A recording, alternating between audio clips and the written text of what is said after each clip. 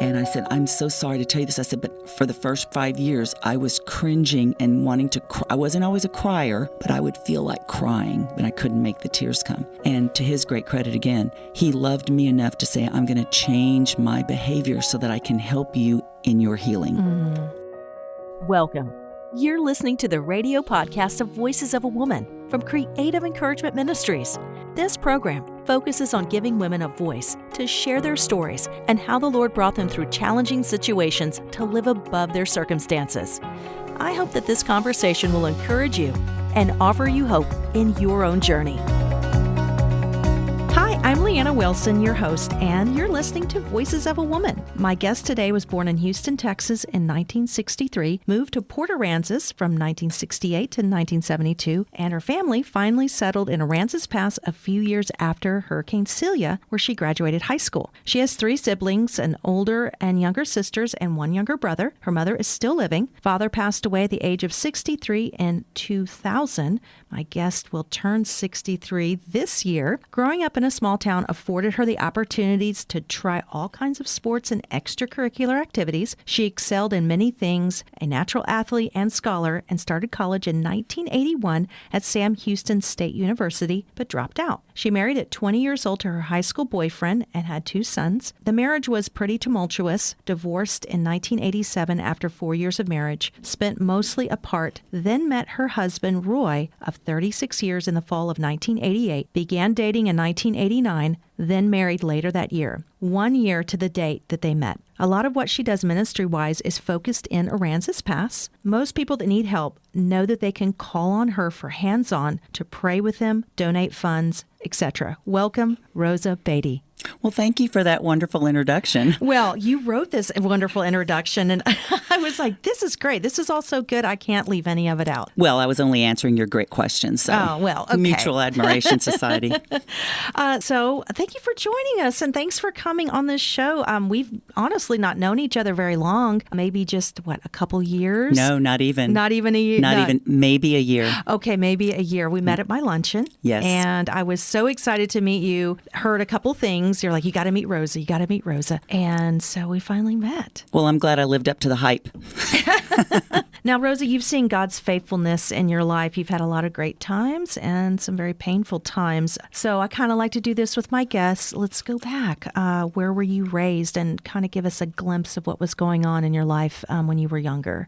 Well, my earliest memories go back to the age of 3. And for many, many years, I would remember certain things that happened to me at that young age leading into the age of 5. We were still living in Houston, and I talk about, with my friends, the dysfunctional life that we lived. Myself, my 3 siblings, we were told at a very early age that we ruined our mother's body, that she used to have a beautiful figure, and that she never wanted any of us. Honestly, she said that. I never wanted any of you. And I thought about getting one of our neighbors to pose as your father, because back then, pre-Roe v. Wade, you could get an abortion if your husband signed off on it. Oh, my goodness. And I guess she never found the right neighbor, and I thank God for that. I used to refer to myself as a walking abortion. Even my own mother didn't want me. So I carried that through most of my life. It changed when I was around 40. That was a very big milestone in my life. But we often had no food,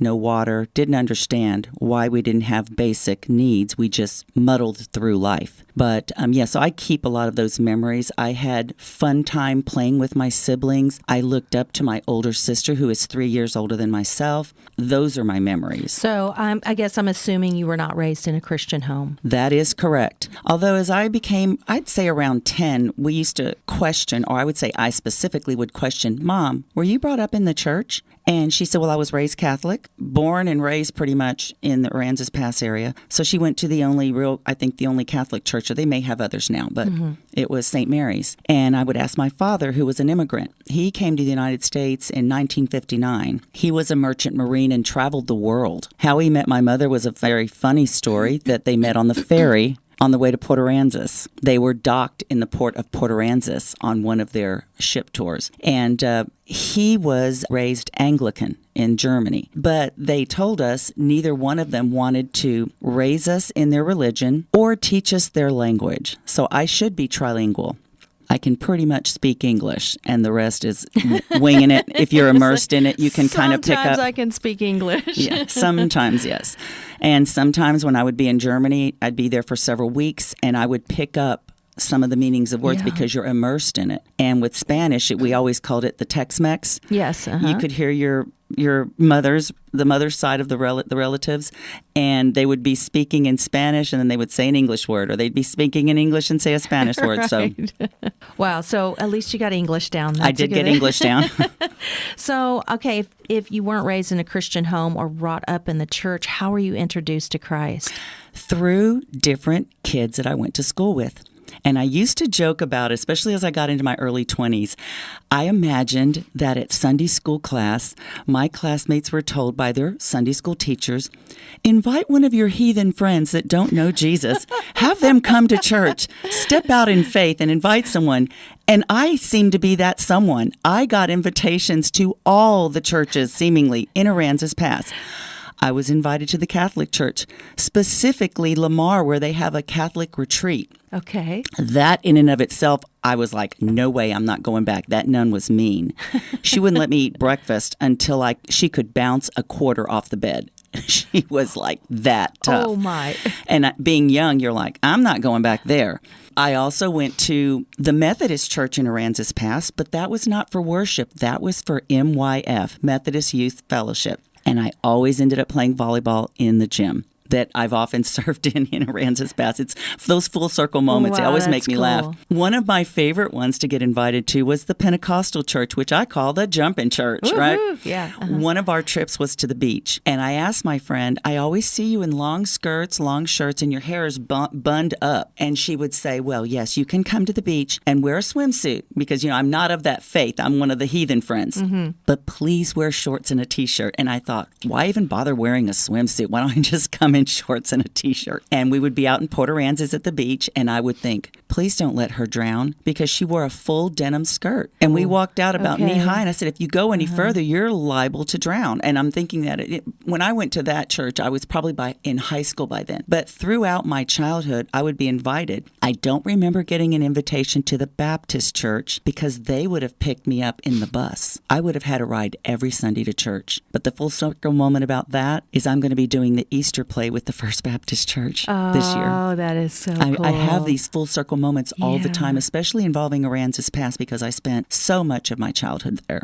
So we know you had a lot of going on in your life. When did you just say, hey, you made that decision for Jesus to follow him? It was probably 2 years after I married my husband, Roy. So the year would have been 91. And we lived over off of Weber near Holly in the Shannon Estates area. People from Corpus Christi will know that very well. And I was seeking something, I didn't really know what. And I must have seen either a commercial or some kind of an ad in the newspaper. I used to read the newspaper a lot. And there was a small church on Leipzig Boulevard called St. Paul's United Church of Christ. And something about that drew me there. So I went, and it was a very small congregation, but it was a very light and airy and colorful with the stained glass windows and all of that. And I remember being asked, do you know Jesus Christ as your Lord and Savior? And rather than say yes or no, I said, what is that? And their look told me that, you don't. And very soon after that, I either took not a disciple class, but a class to get to know Jesus and what does baptism mean. And on the day that I was going to be baptized, I had my then 6-year-old son, my second son at the time. He was so excited. I think he saw something in me having excitement, so he wanted a part of that. So I remember him asking me, Mom, can I get baptized too? I was like, sure. Wow. So I told him my son would like to get baptized as well. And so we were, and I have a picture with the same short hair of my little 5-year-old self. I had that short little boy haircut with my son, and we looked so similar. And I still have that picture. It's up in my attic. I'm thinking about bringing it down and posting it where I can see it as memories. Oh, that is so cool. Yeah. That is neat. So I know that before the interview, I sent out a pre-interview questionnaire, and there were some pretty significant traumatic things happening around the age of 9 years old. Would you like to share what was going on at that time? Yes. And I remember remember when I read that and I said, where's she getting 9? It started at 5, but it lasted 9 years. I see. That's probably what it was. Yes, okay. yes. That was the only, I went, no. But yes, when we moved down from Houston, my great-grandparents took care of us for a while. And my mother's youngest sibling was still living in the house. And for whatever reason, out of 4 kids, I was chosen to be the one that he would start molesting. My goodness. And in those 9 years, I remembered the first time, because the first time is very traumatic, what it starts with, and how I was silenced and told, you won't be believed, your mom and dad are going to hate you, things along that line. But I also remember the very last time that he put his hands on me and how I defiantly stood at him. And by that time, I'm 5'9", and I was probably 5'7", 5'8" at that time in my life, that I wheeled on him and I lorded over him because I stepped up on a step. And he was at ground level. And I said, don't you ever touch me again. And I pointedly said those words. And I remember him kind of joke it off.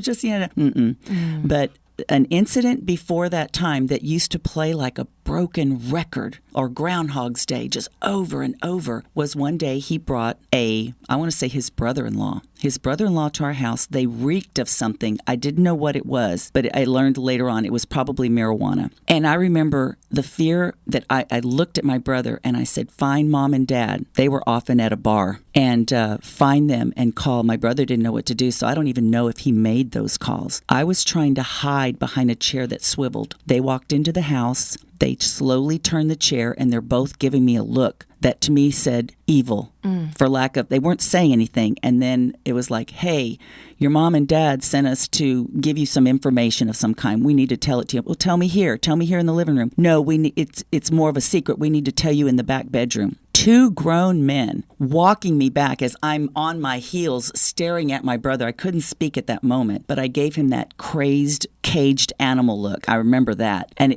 he was 2 years younger than me, so he was probably about 11. And they were dragging me to the back bedroom. And I remember them closing the door. And the next thing was they were developing this look in their face like, what are we going to do next to her? And I remember a fight or flight moment that I only learned about that phrase later.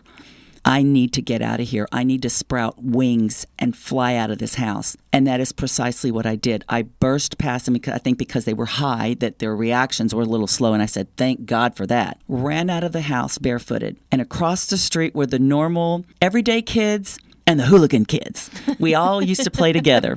We didn't judge each other back then. The kids that were coming from the family that had questionable dealings, like maybe in the drug world, we all didn't ask, but there was always that wink, wink, nod. And I remember running past them, no shoes on, through an old pool that had been kind of filled in, and it had become the neighborhood junkyard where people would see if they can break a glass bottle in or something like that. And we were always told, don't go in there. You're liable to get cut. When they saw me run, I ran past them and I ran straight through that pool barefoot. It was almost like, I've got to get away, even if. And to their great credit, and, normally when you talk about children and in Hispanic culture, it happens everywhere. But, growing up in Aransas Pass, there was a heavily Hispanic presence there. They have this thing they used to call Hispanics, Mexicans, not Mexican, Mexicans, because they mess with their kin.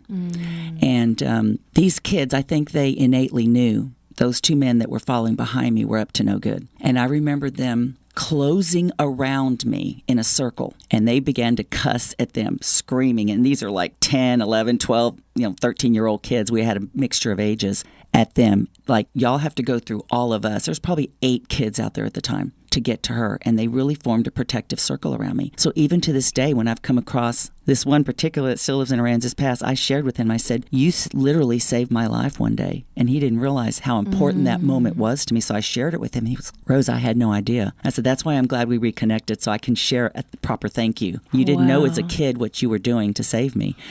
And I carried that imagery in my mind, and it would replay. But in my mind would take me to, they were actually committing greater sin against me in that room. I was locked in that room for decades. And then I came across a Christian counselor later in life, but that's further down the line, but that released me from that.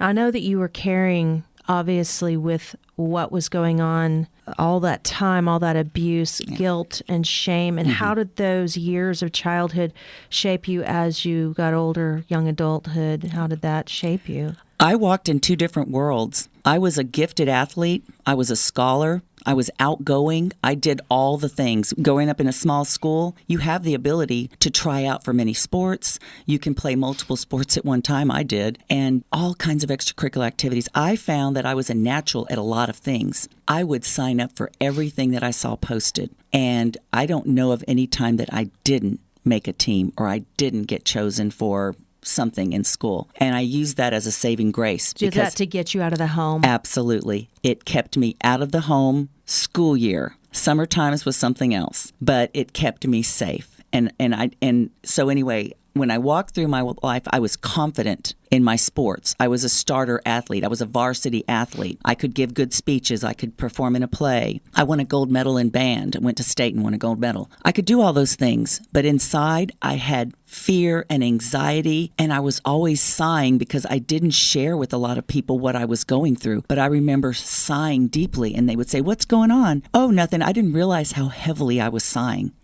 but I was. I shared my abuses with my best friend at 14 years of age. I shared with her what I tried to share with my siblings 2 years before. They all laughed. They thought it was funny. I think maybe they didn't know how to react, so you laugh, that nervous laugh. So I thought going to my siblings would save me, but I went another 2 years before I actually had that moment on the stairs when I said, don't touch me again. But I shared that with my friend that had happened. And she was my friend that attended the Methodist church, was a little prayer warrior in training. She's a couple of months older than me, but she is highly revered in my heart and in my mind and in my speech. I tell people all the time what this woman means to me. But she knew the outwardly confident Rosa, and she also knew the scared little girl Rosa, whereas a lot of people did not know both sides of me. She did. You know, that's a lot to take on. I mean, you're this young, you've gone through a lot. I mean, being so young. How did that affect you as a young adult? I mean, of course, you graduate high school, you start college, were you working? I mean, like, how is that affecting that part of your life? Greatly. It changed the trajectory of my life because I felt I wasn't worthy of good things. I wasn't worthy to have a good man in my life. So when I married my high school boyfriend, it was after the birth of the first son. And I didn't want to marry him. I didn't feel that connection that we were going to make it because all through high school, he would break up with me and then make up with me. I was always crying. They're like, "Rosa, what are you doing with that loser? What is he?" There were some funny stories about people I went to school with, some of the guys. They did not know what I saw in a scrawny tennis player nerd. They didn't get it because they were the jocks. They were the fun guys. They didn't get it. I didn't date anybody in my class. I only ever had one upperclassman ask me on a date, and I actually canceled on the day of the date because my boyfriend heard about this date coming up, and he said, "What are you doing Friday?" And I went, "I'm going out on a date with a star football player." And he was like, "Oh, well, I want to see you." And I was like, "Take a hike to the other filter guy." Wow. So you would go out with this guy. Is it because your self-esteem or just... Actually, what it was is because I had to make the first move to try to kiss him. I was thinking, why aren't you trying to kiss me? I'd never really had a real first kiss. I had a 7th grade boyfriend that he was what you would call the Lothario, the little the little 7th grader that's kind of cute. He's in band, in tennis. We shared that in common. Went through all the girls about every 2 weeks. He had a new girlfriend. And when he kind of set his sights on me, I first was rebuffing him. No. "Oh, but you're the one I always wanted." Oh, he won my heart over. And I wouldn't go out on dates with him. I never had a boyfriend until I got into high school. When he was my husband, but we were dating at the time. When he was in 8th grade, he was barely, if anything, taller than me, and he was kind of chunky. He was going through that phase. But when I became a freshman and he was a sophomore, he had sprouted up a couple more inches, and he was lean, mean, and tan. And I went, "Oh, that's that same guy that asked me to be his girlfriend." And I turned him down to be the girlfriend of the Lothario.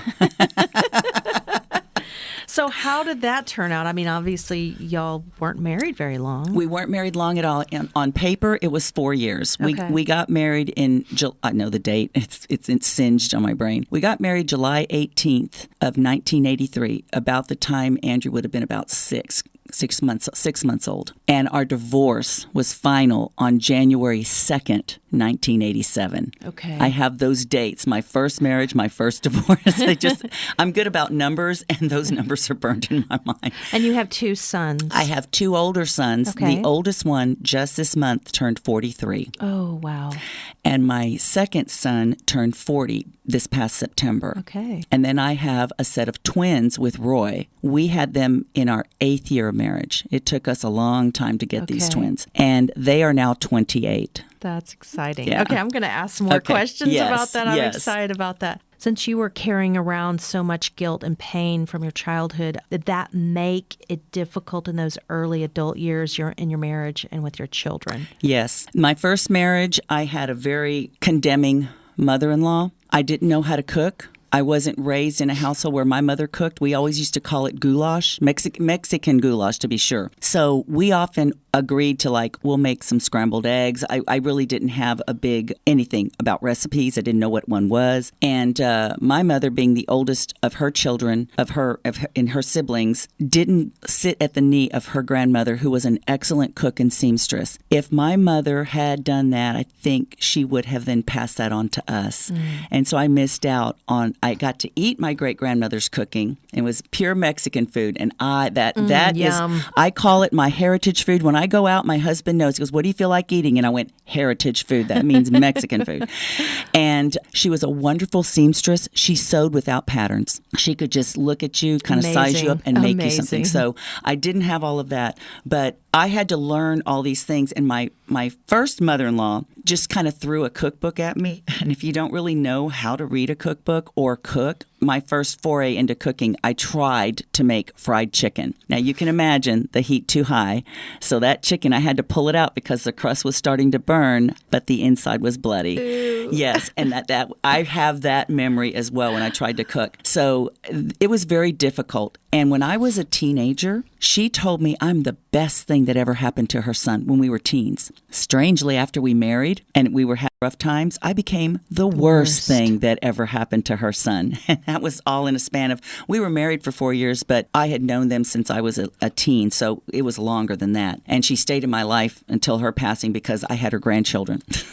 But when I married Roy, it was about 2.5 years after my divorce when I really started to date him. And my then mother-in-law, who has since passed away, she had some mental illness that she carried with her most of her life. So I extended her what I didn't know at the time was a lot of grace.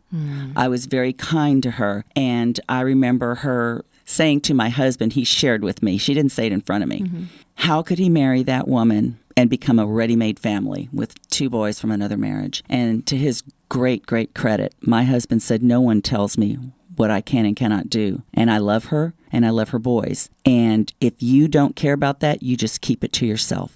I thought when I was going to meet my mother-in-law for the first time, he waited till I was officially saying, I'm in love with you. And I used to tell him, if you'd have taken me to meet your mother after the first date, I would have run. You're like, nope, not doing I said, that. you were, whether you knew it or not, you were strategic in me meeting your family. And then I thought, well, okay, we're more grown up. I'm 26 at this time. My husband is 4 years older than me, so he was 30. And I said, I will be your all, you will be my all. We will stick together. And even if that means pushing our family away if they try to tear us apart, because I think that's what we're supposed to do. I still wasn't great into, I didn't even receive Christ until 2 years after that marriage, nor get into more spiritual matters for upwards of about 8 years. Okay. I slowly walked into my Christianity and my studies and what am I here for?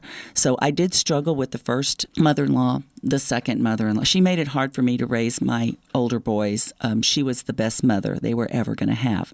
I'll always remember that phrase. Just things like that. So I walked around saying, okay, I know how to do certain things. I'm a great organizer. I can get things done. If people have needs or hurting, I know how to jump into action and help them. There was no Christianity behind that. It was just, that was innate in me. I was a helper. Later it became I'm a servant, but I always could help people. So I was walking around knowing that my former mother-in-laws didn't care much for me, but I loved my husband.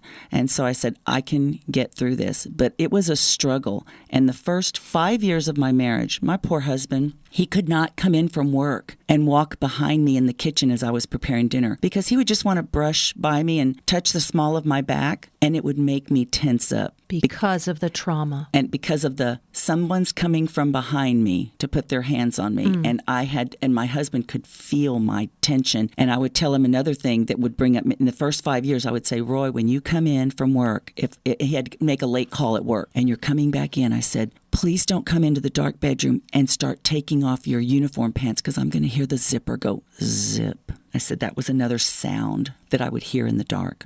And I said, I'm so sorry to tell you this. I said, but for the first 5 years, I was cringing and wanting to cry. I wasn't always a crier, but I would feel like crying, but I couldn't make the tears come. And to his great credit again, he loved me enough to say, I'm going to change my behavior so that I can help you in your healing. Yeah. So when I've said something that Roy is the love for my life, when I wrote that, I've often heard people say after many marriages, this guy's the love of my life. She's the love of my life. And I said, when I met Roy, I was so afraid for him, I tried pushing him away. I didn't know what this feeling was. So this wasn't an easy woohoo, Cinderella woohoo. No. Like what the fairy tales tell us, right? Right, correct. Like the knight in shining armor. When I was a younger girl, I used to think about when girls would talk about their boyfriends. Well, I didn't have a boyfriend, so I thought of Prince Charming. And I would see him riding up on a fine charger, but I didn't have an image. I didn't have Goldilocks, brown, wavy hair, nothing. It was a feeling that I had when my knight came up to me. That feeling is what I had when I met Roy, and it confused me because he was bald. No locks of hair. No long locks of hair, which those, I keep talking about the full circle moments when I had something as a child, when God revealed something to me to piece it together with my current. I think he knows that humor is what has gotten me through many of my toughest moments in life. And so when I have those moments, I do laugh, and I often will look up, because I'm like, I get it. What was happening back then, I wasn't quite sure about, but you have crystallized it for me in a moment. You've been listening to the radio podcast of Voices of a Woman from Creative Encouragement Ministries. My guest today was Rosa Beaty, and she opened up about her childhood sexual abuse, feeling unwanted by her parents, insecure, and how this affected her as a young adult and into marriage. She will pick up in the next episode and share her struggle with depression, suicidal attempts, and God's redemptive power in her life. This radio podcast focuses on giving women a voice to share their stories and how the Lord brought them through challenging situations to live above their circumstances. For more information about Voices of a Woman, Creative Encouragement Ministries, and to listen to more radio podcasts, visit us on Facebook at Creative Encouragement or on Instagram at Creative Encouragement 247. You can also find us on YouTube and Spotify. Creative Encouragement, encouraging women and connecting lives.